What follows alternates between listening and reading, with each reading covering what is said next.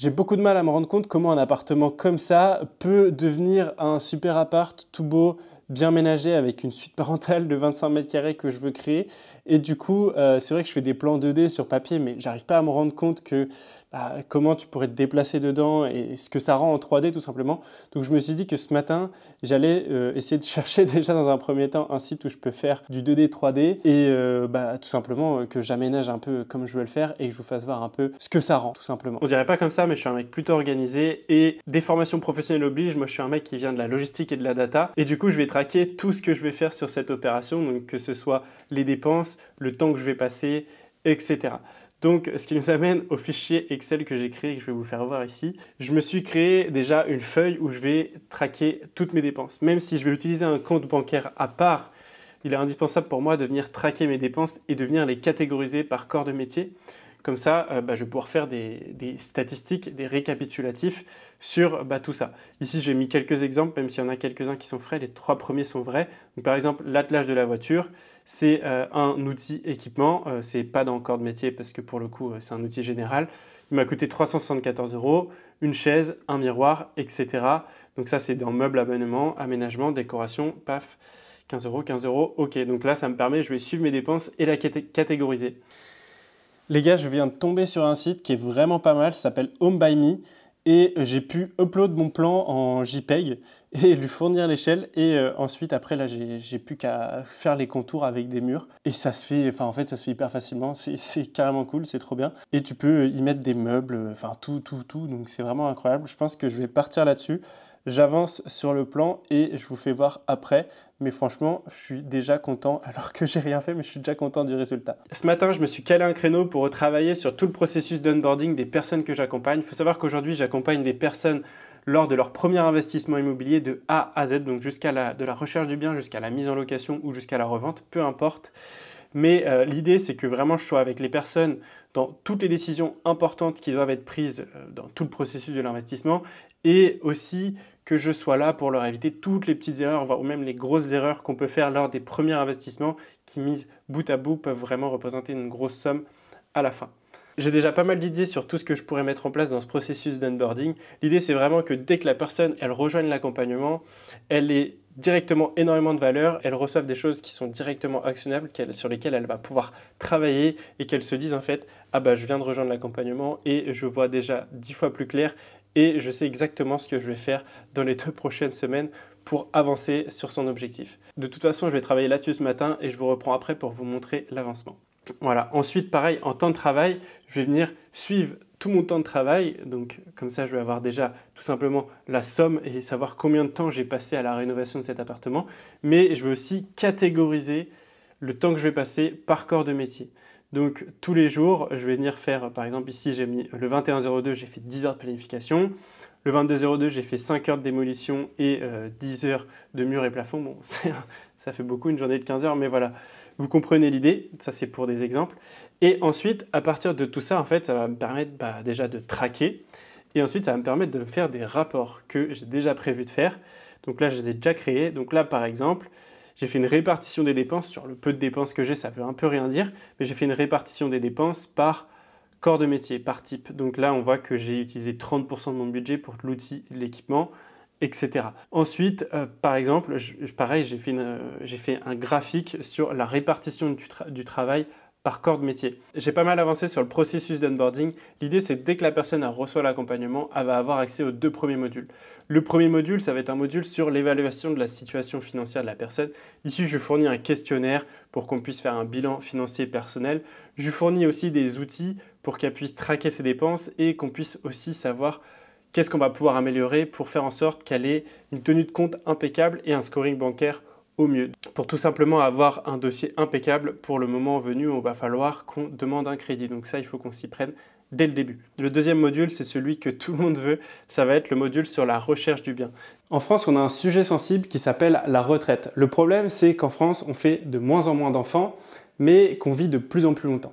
Donc, on a de moins en moins de personnes qui sont actives pour payer la retraite de plus en plus de personnes. Et concrètement, si tu as 35 ans aujourd'hui, tu as légitimement le droit de te poser la question, est-ce que je vais avoir une retraite avant 80 ans, de plus de 500 €, etc. Parce que l'État, il a plusieurs solutions pour lutter à ce problème. C'est soit augmenter l'âge d'arrivée à la retraite, soit de baisser les cotisations par retraité, soit d'augmenter les cotisations par actif. Et donc, il y a de grandes chances que tu cotises toute ta vie pour payer la retraite de ton grand-père aujourd'hui et que toi, arrivé à la retraite, que tu aies à peine 500 € pour vivre. Donc, arrivé à ce constat, tu as deux solutions. J'ai pas mal avancé sur mon plan en 2D, 3D. Comme je vous disais tout à l'heure, j'ai pu upload un JPEG de mon plan, donc ça c'est vraiment incroyable. Comme ça me permet vraiment de faire les murs exactement comme ils sont dans l'appartement. Et voilà, donc j'ai refait mes murs, hein. J'ai fait ma chambre, ma deuxième chambre, ma salle de bain et mon salon. Voilà, et tout ça en fait je peux le transférer du coup une fois que j'ai fait mon plan 2D, je peux l'avoir en 3D, donc j'ai vraiment un bien meilleur rendu. Hop, on va aller dans le salon. Voilà, donc ici vous avez la porte d'entrée tout simplement, et ici on a le salon que j'ai créé. Donc, qui est la pièce directement à droite quand on arrive. Donc j'ai mis une petite cuisine, une table, une télé et un dressing dans l'entrée. Voilà, c'est juste pour me rendre compte de comment je pourrais aménager. Je trouve pas ça super grand. Donc voilà, je sais que la cuisine, je suis obligé de la mettre là pour les évacuations. Après, je sais pas trop comment aménager le reste. Voilà, donc bref, si vous avez des idées, dites-le moi, mais je trouve ça quand même assez petit, on va dire. Ok, ensuite j'ai ma première salle de bain qui est là. Bah, j'ai juste mis une baignoire et une douche, voilà, pas plus que ça. Ensuite, ça, c'est ici on a le couloir, tac. Ici, on a le couloir qui va amener à la dernière chambre. On va aller la visiter, paf. Dernière chambre qui fait 20 mètres carrés, qui est grande, mais on s'en fout. En gros, je sais que j'aurai assez de place pour faire ce que je veux. Et ici, c'est la pièce qui m'intéressait le plus, c'est la chambre où je vais faire une petite suite parentale. Donc j'ai mis un lit ici avec un mur ici et une partie dressing. Je vous fais voir un peu comment j'ai organisé ça. Hop. Alors comment j'ai organisé ça? J'ai fait une partie dressing ici avec la porte d'entrée qui donne au couloir. Partie dressing ici et j'ai fait douche, évier. Bon après l'évier je peux le mettre ici, hein, peu importe. Mais voilà, c'était juste pour voir en termes de place ce que ça ferait. Et je trouve ça plutôt pas mal, plutôt honnête. Donc voilà, je suis plutôt content, je me projette bien.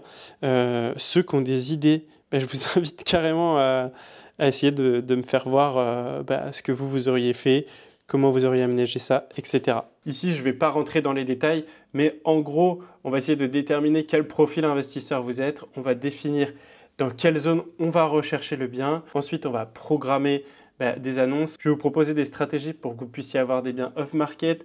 Je vais vous proposer aussi plein d'autres stratégies pour créer des biens rentables, pour identifier des biens qui ont de potentiel. Et ici, je vous fournis énormément d'outils que j'utilise moi-même. Donc par exemple, ici, je vous fournis un calculateur de travaux. Le calculateur de travaux, il est incroyable. Et vous avez juste à cocher donc si c'est à rénover, oui ou non, et qui rénove, si c'est vous ou si vous déléguez. Et à partir de ça, vous allez avoir votre budget travaux. Voilà, bref. Je vous fournis aussi un calculateur de rentabilité. Calculateur de rentabilité, vous avez juste à rentrer les infos du bien et ça vous donne directement la rentabilité. Vraiment, l'idée, c'est de fournir un maximum de valeur à la personne, qu'elle ait rien à faire elle-même, qu'elle ait tous les outils au même endroit et qu'elle sache exactement dans quelle ordre il faut qu'elle fasse les choses. Ensuite, je vous fournis un script téléphonique, des questions qu'il faut poster au téléphone, etc., etc. Bien sûr, dans ce module-là, on se voit plusieurs fois en coaching. Bref, voilà. Ensuite, on se fixe des objectifs. Je vous propose énormément d'outils et de ressources. Bref, l'idée, c'est d'apporter un maximum de valeur à la personne dès qu'elle rejoint l'accompagnement.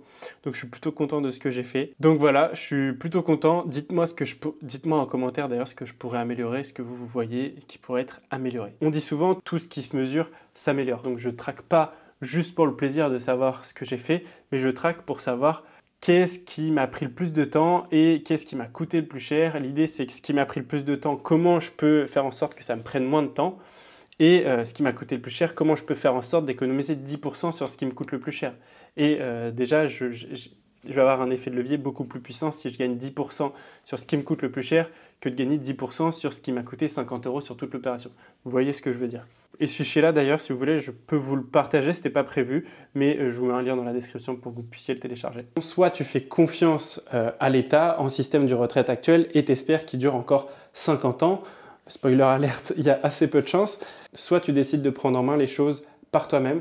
Et la bonne nouvelle, c'est que tu peux le faire. Tu peux essayer de te construire une retraite. Et une des solutions préférées des Français, c'est d'investir dans l'immobilier. Et on le comprend bien puisque investir dans l'immobilier, c'est demander de l'argent à la banque pour avoir un crédit, acheter un appartement et mettre quelqu'un dans cet appartement qui va venir te payer ton crédit.